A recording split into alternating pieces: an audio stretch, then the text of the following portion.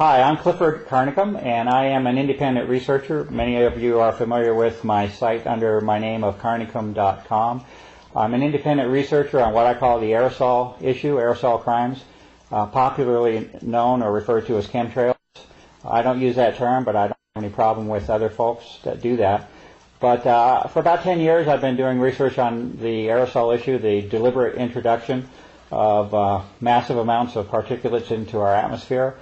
Our purpose here today is not to debate or discuss the reality of that subject. It is to go into a much deeper subject, and that is the biological consequences of these aerosol operations, with a particular interest in a condition that has emerged that has been called Morgellons.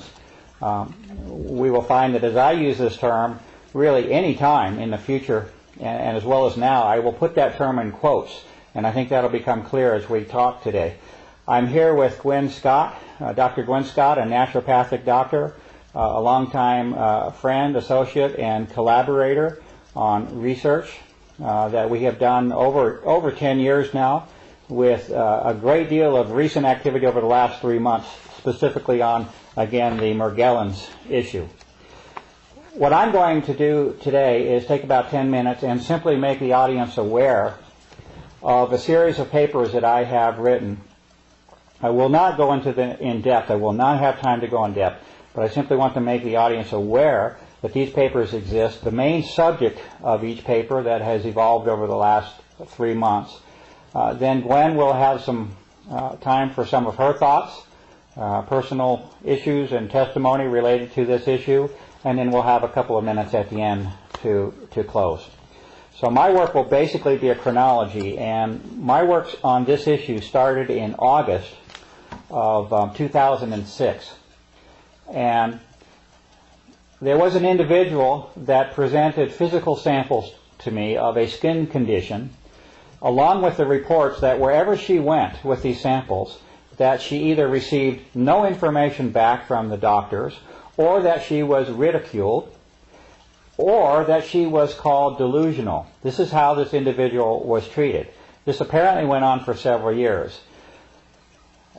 She sent me a sample because I could not really believe that somebody would not respond to a physical sample that she was providing. Apparently not the case. So I received the sample, and I looked at this, and I posted the first article on the subject, and that article was called First Observations, and that was in August of 2006. That work was posted, rather phenomenal in terms of what it showed. It showed the presence of very unusual structures at the submicron level under the microscope, things that had no tie or continuity with normal biological processes, submicron fiber networks. And at the same time, the term Morgellons was emerging in more popular circulation about certain people that supposedly had a skin disease, and this is how it was framed, as a subset, a small subset of the population that had this skin condition, who, by the way, were generally being called delusional or crazy along the way.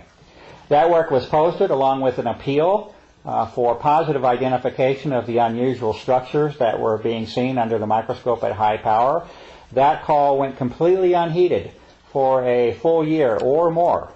Nothing happened in terms of any response to identification of these unusual biological structures.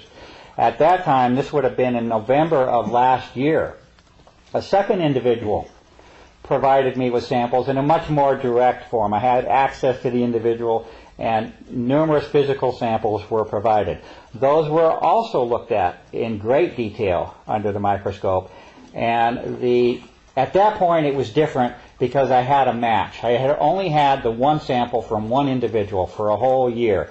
At that point, when the second individual came in, I had numerous samples to look at, and there was an exact match to the T, an exact match with that first sample of a year ago.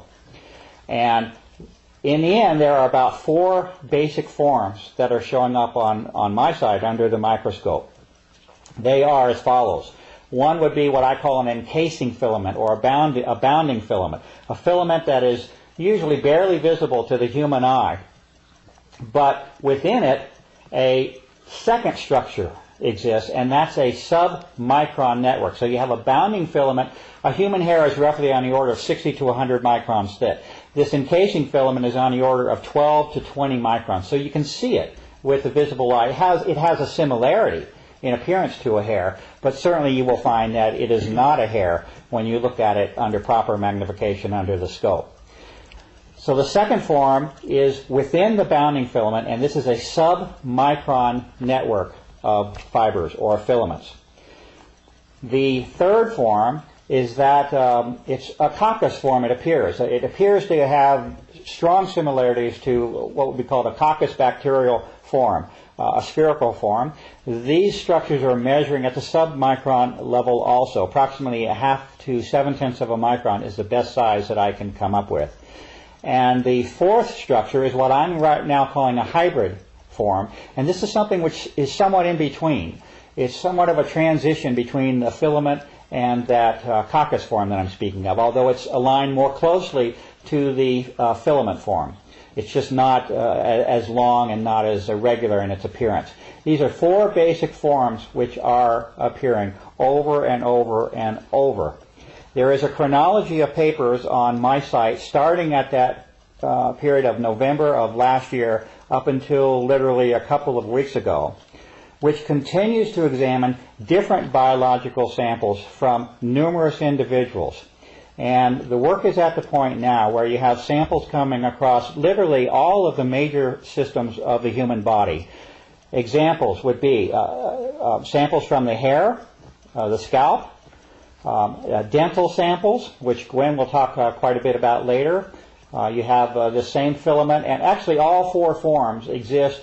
Three of them commonly occur in the outward manifestation of the body. That hybrid form is occurring primarily in the blood samples, it appears.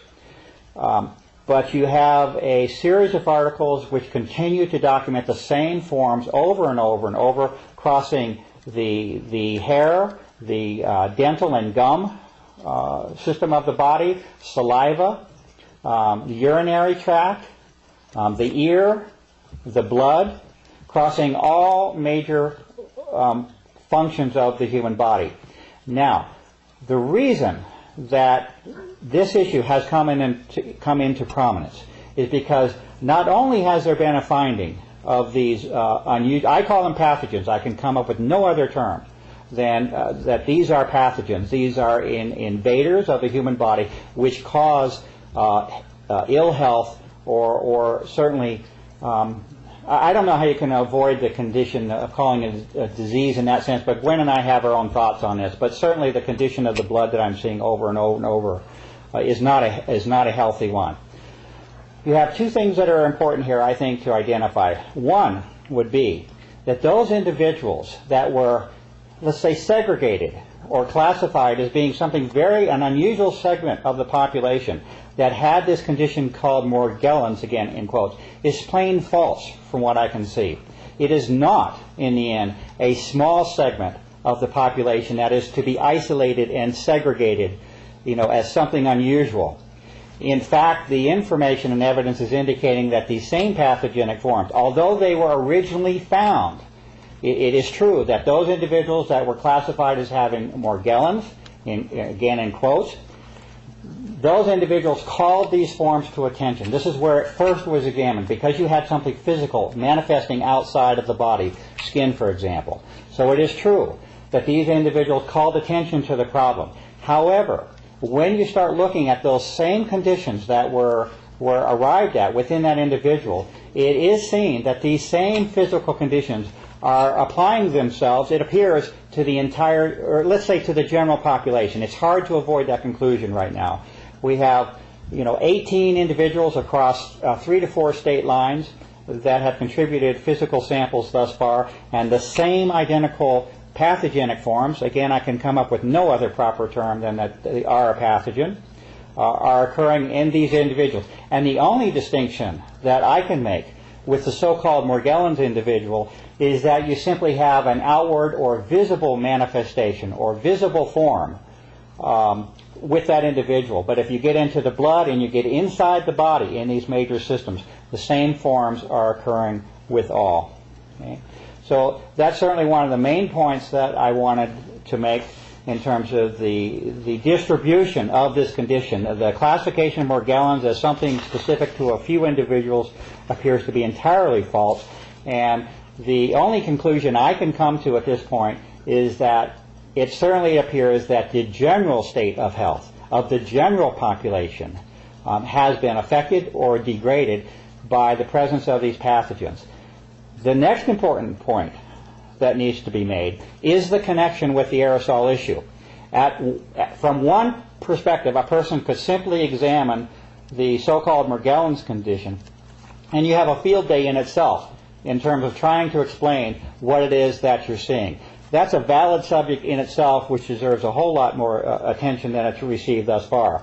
But unfortunately, there has been the linking by direct physical evidence of the so-called Morgellons condition with airborne samples that now have a history extending back 10 years.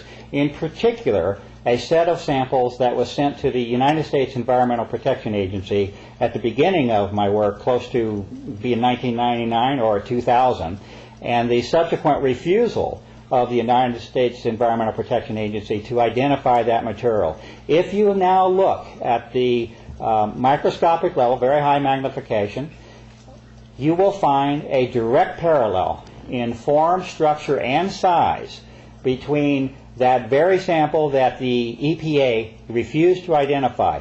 Basically, 3 out of those four forms that I spoke of, you will see within that single sample that the EPA refused to identify. And so obviously the problem here is that it appears as though there is a direct link between environmental contaminants and environmental samples and the subsequent biological manifestations that are occurring, not only within a certain class of individuals that have been given a name, but unfortunately it looks like they extend themselves through the general population. I'm going to pass right now this subject over to Dr. Scott to give her time for her thoughts, and then at the end we'll come back for a couple minutes. And also I wanted to mention that I hope that in the future we can have a couple more sessions like this, but I wanted to open the door and at least get some general information out there, because there's actually indications that even the alternative press in some ways is not being, let's say, quite as open in the disclosure of some of the information as I think might be helpful to us. So Gwen, I wanted to thank you very much for being here today. This time we're both under the camera. Last time we did some work with just you under the camera. Sure. But I wanted to thank you for being here and give you a few minutes to give some of your thoughts on this issue, and thank you very much. Well, I have to thank you, and I think every human on this planet, Clifford, has to thank you. You spent nothing but the last 10 years of your life with nothing coming to you doing this work. So on behalf of humanity, thank you. And also your beautiful wife, who's been patient unbelievably throughout this process. Thank you. Dovetailing what Clifford was saying, this is not a disease, folks, and that's a terrible misleading that's going on in Morgellons disease. I've been working with this, well, it's a network of things for a couple of 3 years now. At first I had no clue what I was working with, using my own body basically as a laboratory. And I began to see that there are a lot of components. Morgellons was just a name put on this because people were demonstrating something through their skin, as Clifford mentioned, which later under the microscope we begin to see very unusual forms. But it is a very compound, complex network of pathogens, organic, inorganic, and all kinds of things. Fibers, we have heavy metals, we have bacterias, funguses, viruses, all kinds of things that seem to be working somehow synergistically, none of them good to the human body and human health. I was able to touch base with one of the people who actually was involved in the design of some of this, and I think at the time he thought he was doing his country some good, and in retrospect now realizes perhaps not, and so he's trying very hard to help anybody who's conscious of what's going on, and he did tell me that most of these pathogens have been genetically altered, so that some your immune system doesn't even know that they're there. They're cloaked. They're different. They can overcome. And I won't go into specifics, but just to say these are not your average bacteria, virus, fungus, and of course heavy metals are not average in the human body anyway. And these fibers, these unusual fibers, are wires that we're seeing. People have said, well, where is it coming from? Well, clearly there's been enough air sample to know, and Mr. Carnicom Clifford just made that connection for us, through the air. And remember, folks, and this is something people forget, we've sort of disconnected. Hopefully we can reconnect with some very important things today. Whatever you breathe in is systemic or system-wide to your whole body in less than a minute. And these things that we're talking about here are very small, tiny, tiny, tiny particles, goes into the lungs, go directly into the blood supply. No oversight, nobody knows, this is a slow process of discovery, can be changed on any given day without our permission or knowledge. So it's pretty disturbing when you think about it. But we do know that some of these at least are coming into us with deliberation through the air supply. I have been told by this same gentleman that it is also being delivered to us through our food supply, particularly commercial pre-processed, pre-produced foods. Something to think about in terms of your diet. And also, I have a personal belief, I have no proof, that perhaps through inoculation, willing inoculation for many years, I say willing, we were sort of told we had to get all those inoculations. But anyway, so there you go.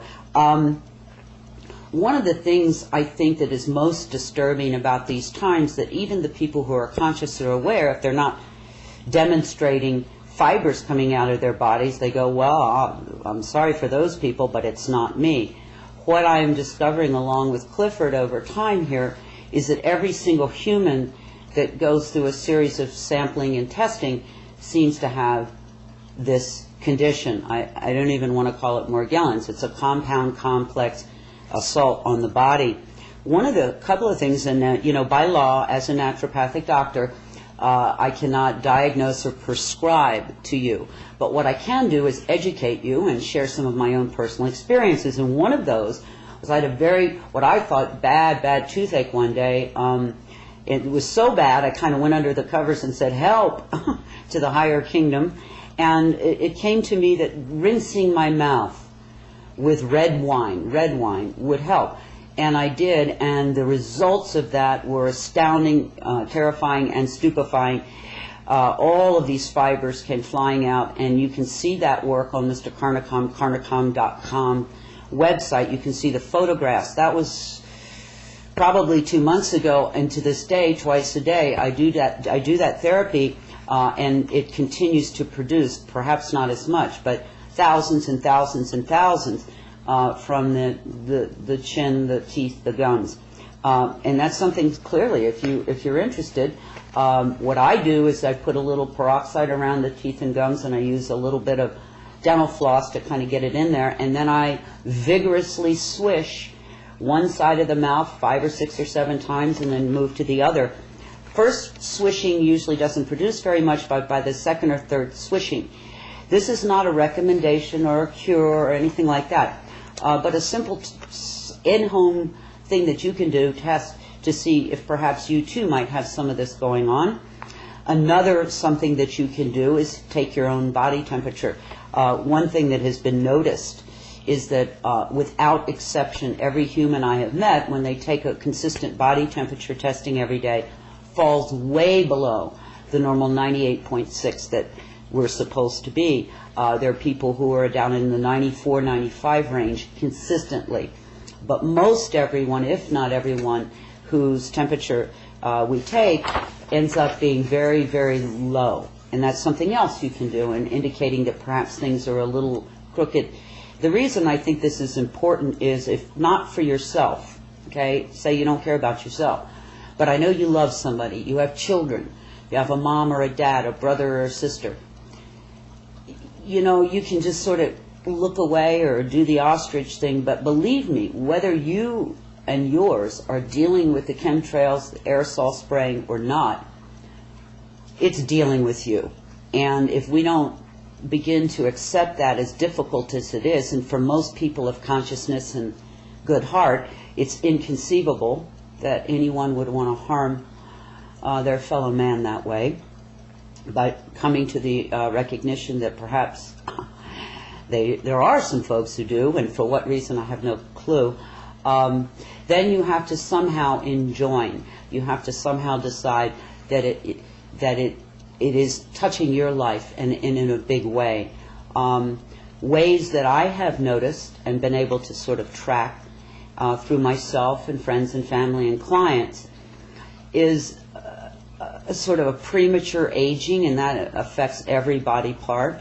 Hair loss, all kinds of things, joint pains. And as I go along on the discovery, I'm beginning to understand that more and more of what we associate with aging and ill health can be directly related back to this system, this very kind of compound, complex mix that's coming into us, all of them taking tolls on in one way or another. If you are working, and I do suggest that you do, work with an enlightened practitioner, it's very important that they understand that we have a new paradigm, health paradigm that we're working with now, and they need to become educated about all of the things coming into us. And if you go to Mr. Carnicom's website, I did post a paper there, a very extensive paper about my own personal journey through this, and in there's some suggestions. Please, not on your own, but work with an enlightened practitioner. You're welcome to take any of that information to him or her to help you and yours achieve optimum health. Just a few final comments. Everybody says to me, well, okay, what do I do? Well, I think the first thing you do is what you're doing right now, is becoming aware, educating yourself, becoming conscious, because knowledge is always the beginning. And then after that, follow your soul, follow your spirit, go and meditate, do whatever it is that you need to do, because everybody can contribute something positive to these times. So you'll have to find what your journey is and what your contribution could be. I would only say to you, to do nothing it would be sad, because every contribution means something. And I would also say it's hard not to get angry. It's hard not to come right back at it with anger and hatred, and they should, whatever, and all that stuff. But in my opinion, that it's that energy that got us where we are right now, and that even though this is so difficult to approach this way, to me it seems the only way, which is with love and compassion and kindness and all the light side energy, because in the end it's the most powerful, and I think can offset. The same person that came to me said so much of what's going on is vibrational, and if you look at Mr. Carnicom Clifford's website, you'll see a lot about frequencies. And we know that anger and hatred and judgment all carry a very dense negative frequency, whereas love, light, compassion carries a different frequency. So that in and of itself is good medicine. As I go along through this process with myself and my friends and my clients, I will continue to update whatever observations I have about the nature and potential mitigating natural remedies that you can consider. As I said, please work with a professional healthcare practitioner. And in closing here, really, I just want to say, anybody watching this, bless you. Bless you for being conscious, and bless you for caring. And I know Mr. Carnicom Clifford has a few closing thoughts. Yeah, I just want to thank you very much, Gwen, and I hope we get the chance to meet again soon on this. And I suspect it might be helpful to have just more of a dialogue maybe the next time. But it's helpful to get some of the really just introductory. We're just trying to raise the issue on this. And one comment that with respect to this test that Gwen described with the wine. Unfortunately, this is not an anomaly. This does not appear to be something that is extremely unusual. It's unusual what is being seen, but this is not something restricted to a single individual. What has happened thus far in the tests that she has described, this is very real that we're speaking of, and this is why we're presenting this in a video. This is real, this is physical. And thus far there have been 18 people is our latest count, right? 18 people. We could essentially call this a random sample from across the country. Numerous states now have conducted this very same test. And I'm not a doctor at all, and I don't claim to be a doctor in any way. And I'm not offering a cure. In fact, we don't know 1/10, 1/100th of what is going on. But we do know that there is a specific physical test that has been established. Gwen is the one that discovered this. And thus far, on essentially a random sample of 18 people across the country, every single one of them is producing the same physical forms, which I must declare, the best that I can, as being of pathogenic form. These are not meant to be in the human body, what is being seen here. I'm not going to swear that every single person across the country and in the general population has this, but certainly statistically we're way beyond any norm. So I would like the audience to become involved to the point where they are aware that this is a physical manifestation which appears as though it may be affecting the general population, not something that we shove off to being a few folks like they treated lepers in the past. I also want to let it be known how the CDC has responded to this issue, and if we're counting on the federal government and the federal agencies to give us the scoop and the lowdown on this issue, we've got a very serious problem. Because if you look at the CDC's history here, they have been anywhere from completely ignoring the issue. They've taken several tactics, several along the way, and they change according to what appears to be appropriate for them at the time. One is complete refusal and denial to even acknowledge the subject. The next stage they got into was one of labeling the condition as delusional. They put it up on their website that this is a delusion, falling right in line, again, with a tactic that was used. Then there appeared to have been pressure applied to that agency, and they removed the delusional reference and acknowledged that such a thing might exist in some form, but we don't know anything about it, that we're going to do a study, but nothing happened. This was on for at least a year and a half. They declared an intent, nothing happens. It then evolves to the point where there's a press club, a national press club, where there's an acknowledgement of the issue. And what do they do there? They say that we're going to study this. There's no sufficient funds established for a study. The study is confined to a specific group of people with a specific health organization, Kaiser Health Organization. A very specific test. And who's the main scientific let's say, arbitrator of this? The Armed Forces Institute of Pathology. Okay, this is who is supposedly evaluating the reality of this condition will be the military. So, and now we're at the point where there supposedly will be some information released a year and a half on this specific group of people. So if we're counting on the CDC or the general press to help us circulate information, there's obviously a problem. This is one of the reasons that Gwen and I are together here. On my side, there is a call for an appeal for assistance for positive identification. A lot of my work is specific, under the microscope. It's not something that's nebulous. There are very specific forms that are repeatedly showing up now, and they need positive identification, not a maybe, not might be. We need positive microbiological description, identification of what's there. And if it's a little bit beyond the ordinary, we need to know that as well. And my hope is that we're able to meet again, Gwen, and maybe just in a more conversational mode, go over some of the things that we're finding. And what I would want to say is, please, please, please, please, this isn't something you let somebody else take care of. If you do not become involved, if you look back through human history, and when there was a big problem afoot, and the people turned away, now we condemn them and say, well, why didn't they do something? Well, we've got another big problem here.